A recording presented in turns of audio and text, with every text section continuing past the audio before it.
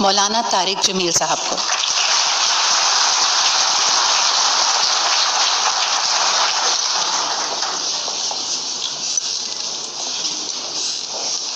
آ سکتا ہوں؟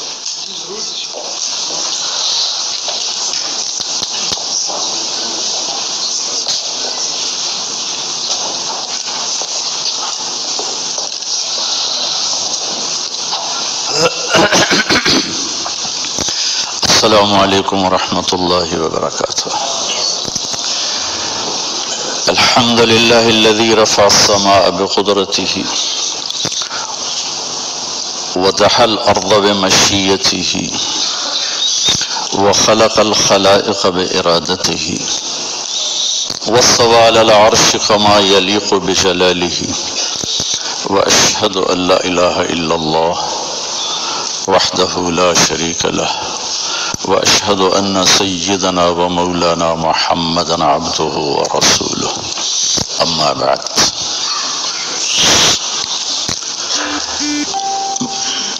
جناب محترم چیف جسٹس صاحب، میں نے ترتیب بدلی ہے، وزیر اعظم صاحب آپ کو دوسرے نمبر پہ لیا ہے کہ آپ کو اللہ پہلے نمبر پہ رکھتا ہے، میں نے بھی پہلے نمبر پہ رکھا ہے۔ اور جناب وزیر صاحب، انسان کی تخلیق دنیا کا سب سے عظیم پروجیکٹ ہے، سب سے عظیم۔ جب اللہ اس کائنات کا پروجیکٹ پیش کرتا ہے تو یوں کہتا ہے، ان ربکم اللہ الذی خلق السماوات والارض فی 6 ایام ثم استوى علی العرش یغشی اللیل النہار یطلبہ حثیثا والشمس والقمر والنجوم مسخرات بامرہ۔ یہ چند الفاظ میں اللہ نے پورے کائناتی پروجیکٹ کو جو ہمارے سامنے رکھ دیا ہے، پورا نقشہ بنا کے کہ زمین سے لے کر آسمان تک جو کچھ ہے تیرے اللہ نے کیسے بنایا، یہ اس آیات کا خلاصہ ہے۔ پھر آخر میں اپنی حکومت جیتا، الا لہ الخلق والامر، خالق بھی اللہ ہے اور مالک بھی اللہ ہے۔ پھر آگے اپنا تعارف کراتا، فتبارک اللہ رب العالمین، کہ برکت والا ہے کائنات کا مالک اور رب۔ اور جب اللہ صرف ایک انسانی پروجیکٹ کو بیان کرتا ہے تو اپنا تعارف اور طرح سے کراتا ہے، وہ پیش کرتا ہوں۔ صرف ایک انسان کی پیدائش، یہاں آسمان سے زمین، سورج، چاند، ستارے، سیارے کا میں رب العالمین ہوں۔ لیکن جب آپ صرف انسان کہے گا، وَلَقَدْ خَلَقْنَا الْإِنسَانَ مِنْ سُلَالَةٍ مِنْ طِينٍ، مٹی سے نکالا، ثم جعلناہ نطفۃ فی قرار مکین، پھر ماں کے پیٹ میں ٹھہرایا پانی بنا کے، ثم خلقنا النطفۃ علقہ، پھر اسے ایک جونک بنایا، فخلقنا العلقۃ مضغہ، پھر اسے ایک لوتھڑا بنایا، فخلقنا المضغۃ عظاما، پھر اس میں ہڈیوں کو پرویا، فکسونا العظام لحما، پھر اس پر گوشت کو چڑھایا، ثم انشأناہ خلقا آخر، پھر یہ شکل عطا فرمائی۔ کہاں؟ فی ظلمات ثلاث، 3 اندھیروں میں، یصورکم فی بطون امہاتکم خلقا من بعد خلق فی ظلمات ثلاث، 3 اندھیروں میں تمہارا رب تمہیں بناتا ہے۔ اب اپنا تعارف کراتا ہے، فتبارک اللہ احسن الخالق، کیا کہنے تیرے رب کے جو سب سے خوبصورت بنانے والا ہے۔ یہ تو قرآن ہو گیا، اب تھوڑا سا حدیث سے بتانا چاہوں گا کہ انسان کتنا عظیم پروجیکٹ ہے اور اس کے ساتھ کتنی عجیب اس بیچارے کو صورتحال سے گزرنا پڑ رہا ہے۔ یا ابن آدم جعلت لک قرارا فی بطن امک، میرے بندے ماں کے پیٹ میں ٹھکانہ میں نے دیا۔ وحولت وجهك الى ظهر لئلا تضرك رائحة الطعام، اور تیرے سسٹم اور تیری ماں کے پیٹ کے سسٹم کو جدا کر دیا تاکہ ماں کے پیٹ میں جو غلاظت جمع ہوتی ہے اس کی بدبو تجھے پریشان نہ کرے۔ وعلمتك الجلوس في بطن امك فهل يقدر على ذلك احد غيري، اور تجھے ماں کے پیٹ میں نے بیٹھنا، کھیلنا، چلنا، حرکت کرنا سکھایا، کیا تیرے رب کے سوا کوئی اور بھی یہ کر سکتا ہے؟ فلما انتمت مدت اشہرک، جب تیرا دنیا میں آنے کا وقت آیا، اوحیت الی الملک الموکل بالارحام، ایک فرشتہ فرشتے کو بھیجا، فَأَخْرَجَكَ عَلَىٰ رِيشَةٍ مِّن جَنَاحِهِ، اس فرشتے نے پر پھیلائے اور اللہ تجھے ماں کے پیٹ سے لایا، خَلَقَهُ فَقَدَّرَهُ ثُمَّ السَّبِيلَ يَسَّرَهُ، کہ پھر تیرے رب نے تیرے آنے کا راستہ آسان کیا، اور جب تو آیا تو فرشتے کے پر پہ آیا، جب تو آیا تو لَا لَكَ سِنٌّ تَقْطَعُ، تیرے منہ میں دانت نہیں کاٹ سکے، وَلَا لَكَ يَدٌ تَبْطِشُ، تیرے ہاتھ میں طاقت نہیں تو پکڑ سکے، وَلَا لَكَ رِجْلٌ تَمْشِي، تیرے پاؤں میں جان نہیں تو چل سکے، جب تو ایسا تھا کہ بول نہیں سکتا، پکڑ نہیں سکتا، چکھ نہیں سکتا، کاٹ نہیں سکتا، أَدَرْتُ لَكَ عِرْقَيْنِ رَقِيقَيْنِ يُنْبِعَانِ لَكَ لَبْنًا خَالِصًا دَافِعًا فِي الشِّتَاءِ وَبَارِدًا فِي الصَّيْفِ فَهَلْ يَقْدِرُ عَلَى ذَلِكَ أَحَدٌ غَيْرِي، پھر جب تو ایسا بے بس تھا تو میں نے تیری ماں کی چھاتی سے دودھ کے چشمے نکالے جو تمہیں خالص دودھ پلاتے رہے، حولین کاملین، 2 سال تیرے لیے دودھ کے چشمے اللہ چلاتا رہا، کیا کوئی اور بھی ایسا کر سکتا ہے؟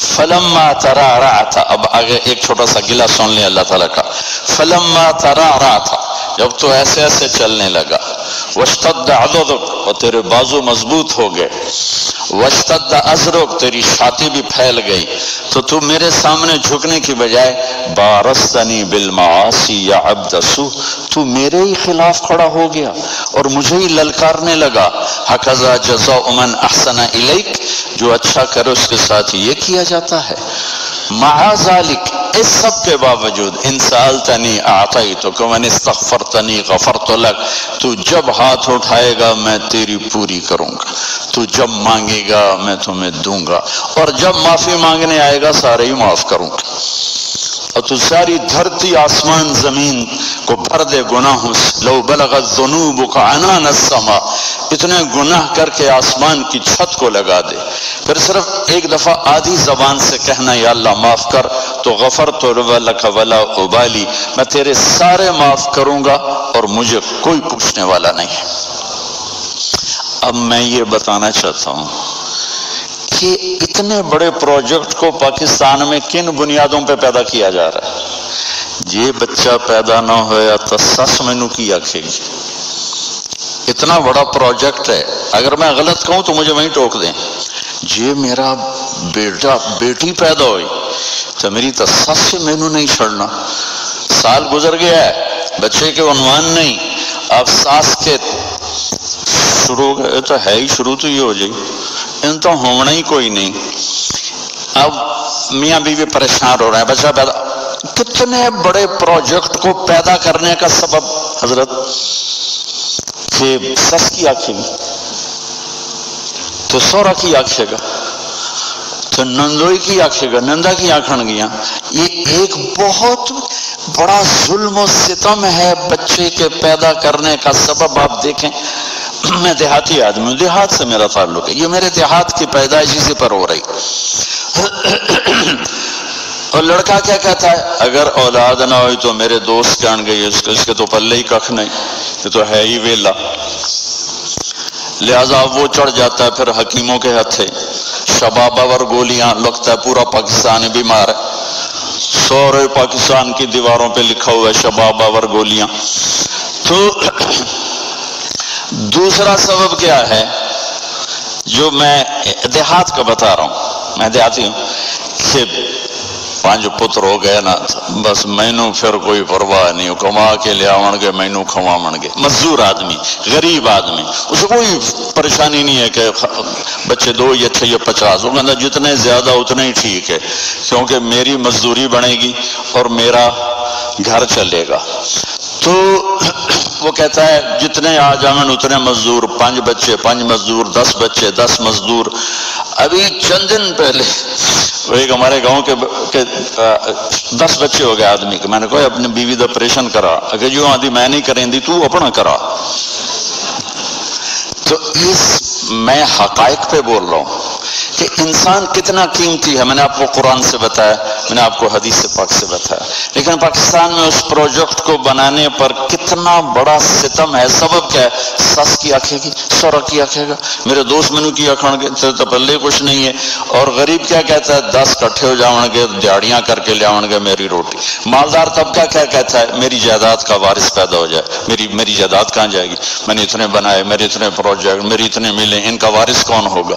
اگر کوئی بچہ نہ ہوا تو پھر وراثت کوئی اور لے جائے گا, وراثت دوسرے لے جائے گے. تو ان ساری چیزوں کے پیچھے جو سبب ہے جناب عزت مآب, وہ جہالت ہے.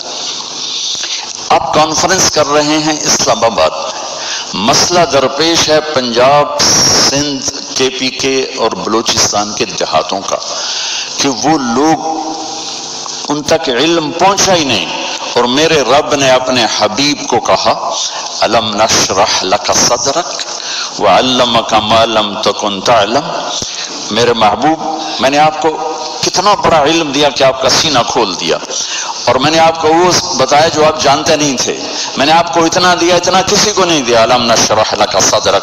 پھر اللہ اپنے نبی سے کہہ رہا, وقل رب زدنی علما. میرے محبوب, آپ مانگیے میں آپ کو علم دوں, زیادہ علم دوں, فوج دوں, لشکر دوں, یہ نہیں کہا کہ مجھ سے مانگیے میں آپ کو زیادہ علم دوں. پہلی وحی میرے رب کی میرے نبی پر اتری, رسومت کو پیغام دے گی, اقرا بسم ربک الذی خلق خلق الانسان من علق اقرا وربک الاکرم الذی علم بالقلم علم الانسان ما لم يعلم.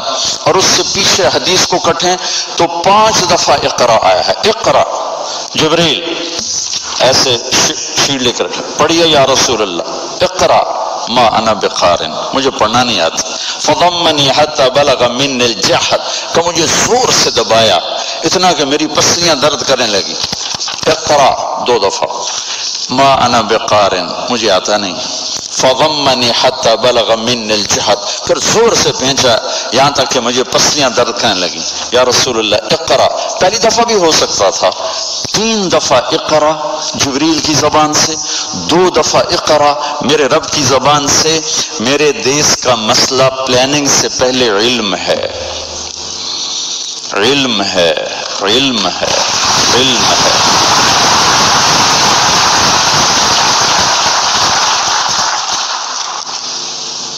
میں ابراہیم علیہ السلام کی ایک دعا, ساری حکومت بیٹھی ہوئی ہے, یہ سارے معزز قاضی صاحبان بیٹھے ہوئے ہیں.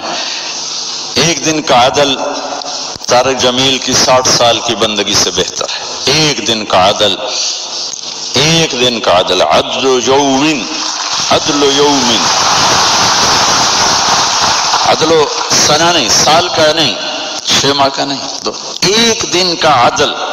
میرے جیسا آدمی بیٹھا ہوا ہے, بخاری شریف پڑھا رہا ہے, مسجد میں نماز پڑھا رہا ہے, بچوں کو درس دے رہا ہے, اور ایک چیف جسٹس ہے.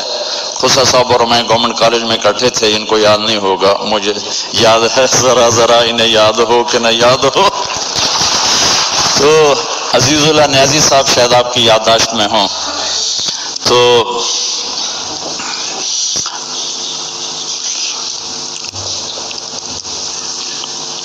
ابراہیم علیہ السلام کی ایک دعا بتانا اجازت چاہوں گا. ابراہیم علیہ السلام نے جب مکے کی بنیاد رکھی تو 3 دعائیں مانگی. یہ 3 دعائیں کسی بھی فلاحی ریاست, مجھے ایک اینکر کہنے لگا کہ سوال جواب میں نا کہ کیا وزیر اعظم صاحب پاکستان کو فلاحی ریاست مدینے والی بنا دیں گے؟ میں نے کہا بنانے والا تو اللہ ہے, ہم تو تنکا بھی نہیں اٹھا سکتے اپنی طاقت سے. ہاں, حکمران کی نیت کا اثر ضرور پڑتا ہے. اگر اور یہ پہلا حکمران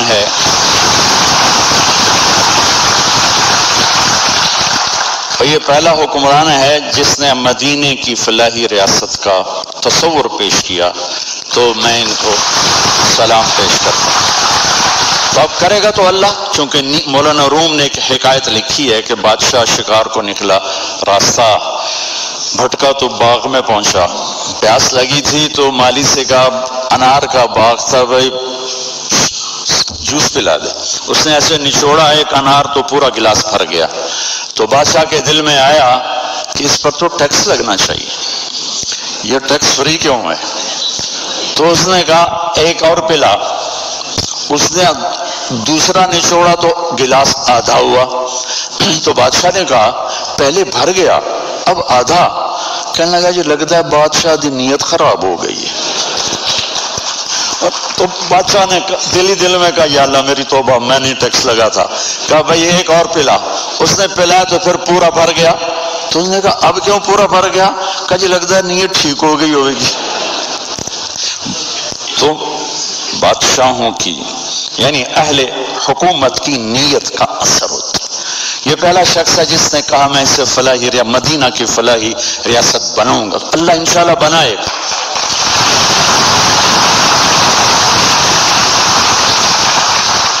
ہم یہ کیوں کہیں کہ نہیں ہو سکتا؟ کیوں نہیں ہو سکتا؟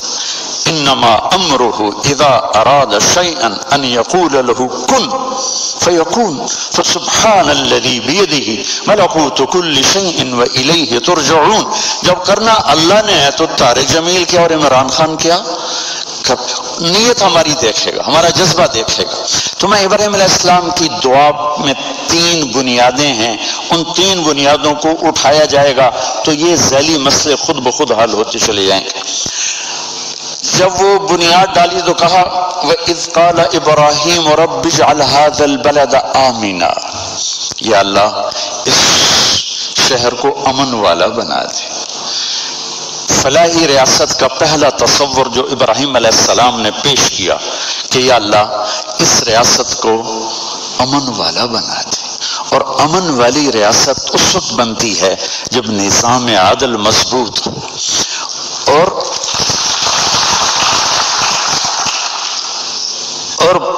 پولیس مضبوط ہو۔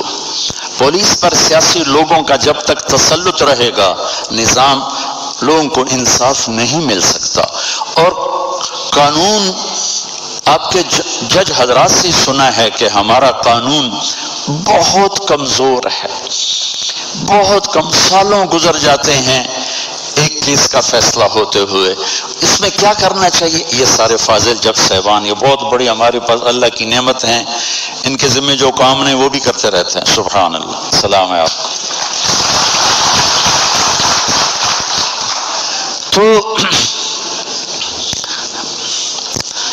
پہلی بات کہ یا اللہ اس بستی کو امن والی بستی بنا دے۔ دوسری بات وَارْزُقْهُم مِّنَ الثَّمَرَاتِ لَعَلَّهُمْ يَشْكُرُونَ، یا اللہ اس ملک والوں کو، اس دیش والوں کو پھل کھلا، روٹی نہیں آکھیا، پھل کا وہ کہتے ہیں جب معیشت مضبوط ہوتی ہے، اکانومی جب مضبوط ہوتی ہے۔ تو دوسری چیز فلاحی ریاست کی وہ معیشت ہے، اور معیشت اس وقت مضبوط ہوتی ہے جب انفرادی سطح پر تاجر سچ بولے، جھوٹ نہ بولے، سٹا نہ کھیلے، جوا نہ کھیلے، ذخیرہ اندوزی نہ کرے، دو نمبری نہ کرے، وعدہ خلافی نہ کرے۔ ایک نبی کی حدیث سنا دیتا ہوں اس کے ساتھ۔ میرے نبی نے فرمایا 4 باتیں مجھ سے لے لو اور آنکھیں بند کر کے سو جاؤ، صرف 4 کہ 4 باتیں مجھ سے لے لو، دنیا بھی تمہاری ہے آخرت بھی تمہاری ہے۔ اربع اذا كانت فيك ما ضرك ما فاتك من الدنيا، حفظ امانت، صدق حدیث، حسن خلیقت، عفت فی طعمت۔ میرے نبی نے فرمایا 4 باتیں سیکھ لو، چاہے اس ایوان میں ہو اور چاہے وہ تھر پارکر میں ہو اور چاہے چولستان میں ہو اور چاہے مدینہ میں ہو چاہے نیو یارک میں ہو، 4 باتیں مجھ سے لے لو۔ حفظ و امانت، کبھی کسی کو دھوکہ نہ دینا، سبحان اللہ، دیانت داری۔ صدق و حدیث، ہمیشہ سچ بولنا، جھوٹ نہ بولنا۔ حسن و خلیقت، اخلاق اچھے رکھنا، بد اخلاق نہ ہونا۔ عفت فی طعمت، رزق حلال کمانا، حرام نہ کمانا۔ تو معیشت مضبوط ہوتی ہے انفرادی سطح پر تاجر سچ بولے، صحیح تولے، ملاوٹ نہ کرے، کھوٹ نہ ہو، ذخیرہ اندوزی نہ ہو۔ اور حکومتی سطح پر ہے کہ سود کو نکالا جائے، اور ہر وہ شق جس سے مال چند ہاتھوں میں آ جاتا ہے اس کی حوصلہ شکنی کی جائے تو معیشت مضبوط ہوتی۔ تیسری فرمائی ربنا وابعث فیہم رسولا منہم یتلو علیہم آیاتک ویعلمہم الکتاب والحکمت ویزکیہم انک انت العزیز الحکیم۔ اللہ ان میں کوئی بھیج ایسا اپنا بندہ جو انہیں علم سے آشنا کرے، جو انہیں علم سے آشنا کرے، جو انہیں علم سے آشنا کرے، جو ان کا تزکیہ کرے، جو انہیں علم سکھائے، انہیں کتاب کا علم دے، انہیں حکمت کا علم، کائناتی علم بھی دے، دنیاوی علم بھی دے، دینی علم بھی دے، اخلاقی علم بھی دے، اور ان کے اخلاق کو خوبصورت بنائے۔ تو یہ 3 بنیادیں ہیں جناب چیف جسٹس، کہ امن ہو، معیشت مضبوط ہو اور علم ہو، اور ان دونوں کی ماں علم ہے۔ علم ان سب پہ سر فہرست ہے کہ علم انفرادی سطح پر چور کو چوری سے روکے گا، وہ یہ کہے گا اللہ دیکھ رہے۔ حضرت عمر رضی اللہ عنہ کا دور ہے، اور ایک اب رات کو گشت کر رہے ہیں، تو ایک ماں بچی سے کہہ رہی دودھ میں پانی ملا دے، تو وہ کہتی ہے امیر المومنین عمر نے روکا ہے۔ وہ کہتی ہے عمر کون سا دیکھ رہا ہے؟ کہ وہ تو نہیں دیکھ رہا، عمر کا رب تو دیکھ رہا ہے۔